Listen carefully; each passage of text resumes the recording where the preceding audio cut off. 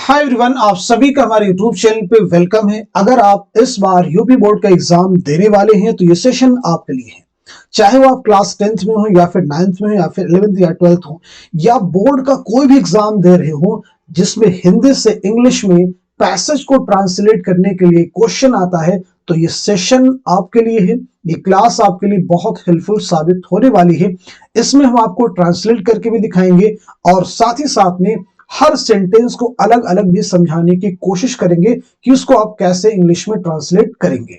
तो अगर आप इस चैनल पे फर्स्ट टाइम विजिट कर रहे हैं, चैनल को सब्सक्राइब कर लीजिएगा। साथ ही साथ में अगर आप हमारे टेलीग्राम चैनल को ज्वाइन करना चाहते हैं, इस वीडियो के डिस्क्रिप्शन बॉक्स में आपको हमारे टेलीग्राम चैनल का लिंक मिल जाएगा। वहां से सीधे आप हमारे टेलीग्राम चैनल को ज्वाइन कर सकते हैं और अपने एग्जाम की शानदार प्रिपरेशन कर सकते हैं। तो चलिए शुरू करते हैं आज की इंपॉर्टेंट क्लास। सबसे पहले देखिए पैसेज जो आपके सामने, इसको आप पूरा रीड कर लीजिए। जो भी पैसेज आपको सामने आए, फिर उसमें देखिए जो है फुल स्टॉप यानी विराम चिन्ह कहां पे लगा हुआ है, ठीक है, उसको समझिएगा।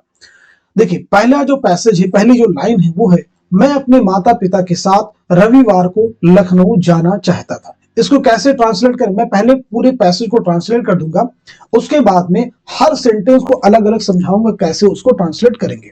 देखिए, मैं अपने माता पिता के साथ रविवार को लखनऊ जाना चाहता था, इसको कैसे ट्रांसलेट करना है आप पहले इस पूरे पैसेज को हल कर लीजिए। तो इसको बनाएंगे आप, आई वॉन्टेड, क्या लिखेंगे आप, I wanted to go to Lucknow, I wanted to go to Lucknow on Sunday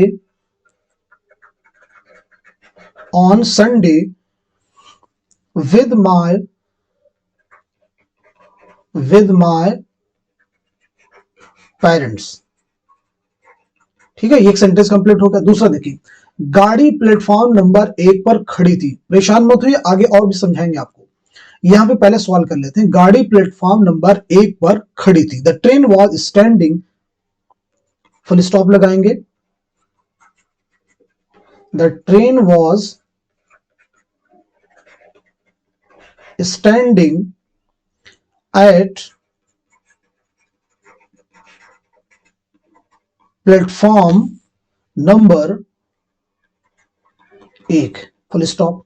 आगे है, गाड़ी में भीड़ नहीं थी इसलिए हम लोग आसानी से बैठ गए। गाड़ी में भीड़ नहीं थी, पहले इसकी इंग्लिश में, the train was not crowded, the train was not crowded. ठीक है जी, the train was not crowded, comma लगाएंगे। ठीक है, अभी सेंटेंस कंप्लीट नहीं हुआ, कॉमा लगा दिया। इसलिए हम लोग आसानी से बैठ गए, so we sat down easily. ठीक है जी, फुल स्टॉप लगा दिया। अब फुल स्टॉप लगा, गाड़ी सही समय से चल दी। अब इसकी इंग्लिश बनाएंगे, the train started on time, the train started on time. ठीक है, यानी जो उसका समय था चल दी। अब ये तो बात होगी कैसे इसको करेंगे, इसको मैंने समझा दिया। अब एक एक सेंटेंस को जरा डिटेल में हम समझते हैं। देखिए, सभी को मैंने अलग अलग समझाने की कोशिश आपसे करूंगा। मैं अपने माता पिता के साथ रविवार को लखनऊ जाना चाहता था। जब भी कोई सेंटेंस आपको मिले, पहले उस पूरे सेंटेंस को रीड कर लीजिए। अब इसमें आप देखिए सब्जेक्ट क्या है सेंटेंस में। इस सेंटेंस में सब्जेक्ट हमारा क्या है, मैं। कौन जाना चाहता था, मैं। सबसे पहले कोई भी सेंटेंस आया उसमें देखिए सब्जेक्ट क्या है। सब्जेक्ट के बाद में आप ये समझिए कि उसमें वर्ब क्या होगा। ये फॉर्मेशन समझिएगा, स्ट्रक्चर आप याद रखिए, सब्जेक्ट वर्ब, उसके बाद में अदर वर्ड्स। मैं अदर वर्ड्स इसलिए कह रहा हूं क्योंकि इसमें ऑब्जेक्ट भी आ सकते हैं और दूसरे वर्ड भी आ सकते हैं, अदर वर्ड्स। ये फॉर्मेशन आप समझिएगा, सब्जेक्ट आएगा, वर्ब आएगा और अदर वर्ड्स आएंगे। अब इस सेंटेंस में आप समझो सब्जेक्ट हमारा क्या है, आई। तो सबसे पहले इंग्लिश किसकी बनाएंगे, आई की। कौन जाना चाहता था, मैं जाना चाहता, तो आई हो जाएगा। चाहता था यानी कौन सा टेंस हमारा है, प्रेजेंट इंडेफिनिट। कौन सा टेंस है आपका, प्रेजेंट इंडेफिनिट। और आप सब, और ये कौन सा है, अफर्मेटिव है। कौन सा सेंटेंस जो है अफर्मेटिव है, और ये आपको मालूम होगा पास्ट इंडेफिनिट है। पास्ट इंडेफिनिट में अगर सेंटेंस आपका अफर्मेटिव है तो उसका स्ट्रक्चर क्या होता है, सब्जेक्ट, V2 और अदर वर्ड्स। यानी सबसे पहले हम सब्जेक्ट लाएंगे, उसके बाद वर्ब की सेकंड फॉर्म और उसके बाद में दूसरे वर्ड्स। मेन चीज आप ये ध्यान रखेंगे। तो सबसे पहले हमने क्या पुट कर दिया, सब्जेक्ट। अब उसके बाद में हमें चाहना की सेकंड फॉर्म लगानी है, यानी क्या हो जाएगा, आई वांटेड। ठीक है जी, आई वॉन्टेड, मैं चाहता था, क्या चाहता था, जाना चाहता था, ठीक है, तो हो जाएगा उसकी इंग्लिश क्या हो जाएगी, टू गो, जाना। कहां जाना चाहता था, लखनऊ, टू लखनऊ, क्लियर है, टू लखनऊ हो गया।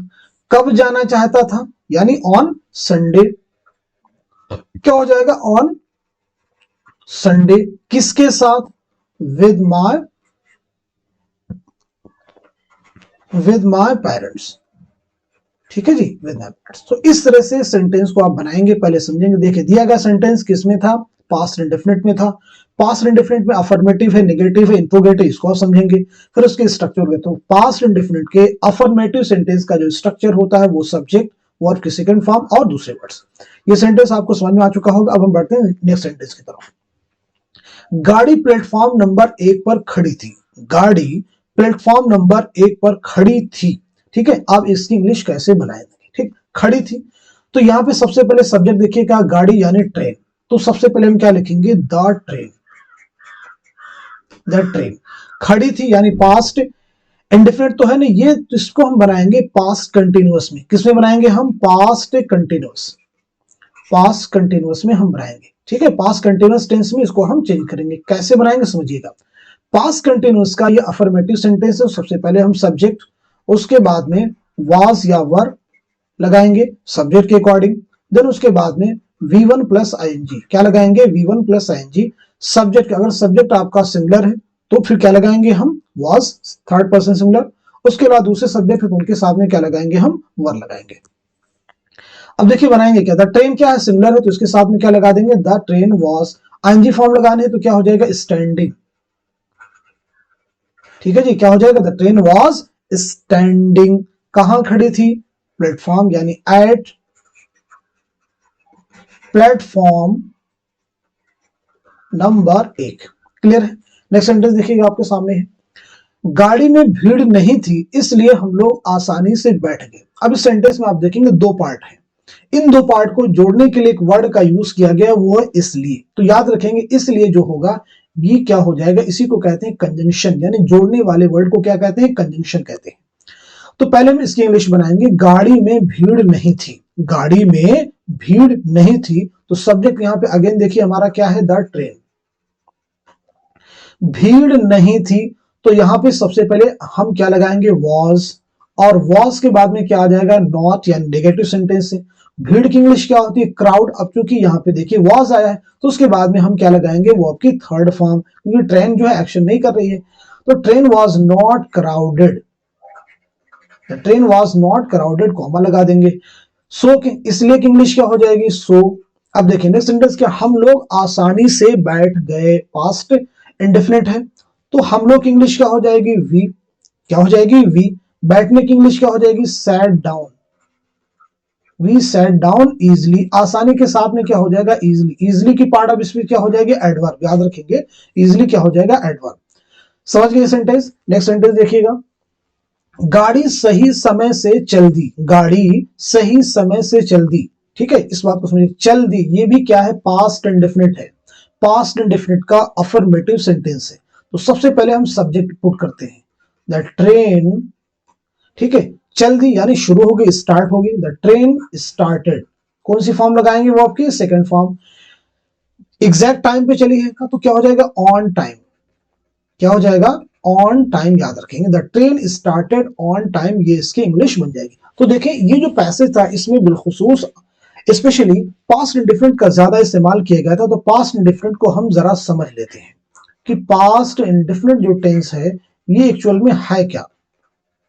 देखिए पास्ट इंडिफरेंट का स्ट्रक्चर समझिए, अगर सेंटेंस आपका अफर्मेटिव है तो उसका जो स्ट्रक्चर होगा, सब्जेक्ट आएगा, वो आपके सेकंड फॉर्म आएंगे और उसके बाद में दूसरे वर्ड्स हम लगाएंगे, ये स्ट्रक्चर है।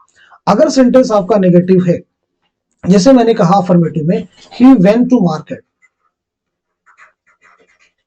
ही वेंट टू मार्केट, ठीक है। अब अगर आपको इसको नेगेटिव में चेंज करना है तो उसका स्ट्रक्चर पहले समझ लीजिएगा, सब्जेक्ट आएगा, उसके बाद में डिड, उसके बाद में नॉट, देन उसके बाद में यहाँ पे वर्ब की फर्स्ट फॉर्म आएगी, इस बात को आप जरूर ध्यान देंगे, उसके बाद में अदर वर्ड्स। अब इसको आप इंट्रोगेटिव में कैसे चेंज करेंगे समझिएगा, इंट्रोगेटिव इसका बन जाएगा, ही डिड नॉट, वर्ब की फर्स्ट फॉर्म, वेंट की फर्स्ट फॉर्म क्या हो जाएगी, go, he did not go to market, clear है?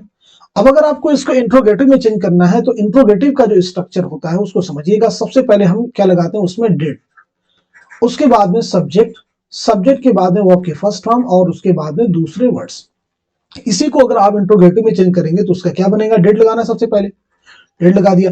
सब्जेक्ट क्या, ही, तो यहां पे क्या हो जाएगा, डिड ही, उसके बाद में गो हो जाएगा, उसके बाद में टू मार्केट, लास्ट में क्वेश्चन मार्क। तो ये तीनों तरह के सेंटेंस आपको एग्जाम में पूछे जा सकते हैं, इन्हें आप जरूर ध्यान में रखेंगे। इनकी मदद से आप पास्ट इंडेफिनिट में जो भी सेंटेंस होगा उसे आप हिंदी से इंग्लिश में ट्रांसलेट कर सकते हैं। ये चीजें आपको जरूर मदद करेंगी। तो आज के सेशन को यहीं तक रखते हैं, मिलते हैं अगली क्लास में, तब तक के लिए खुदा हाफिज, अपना ख्याल रखिएगा।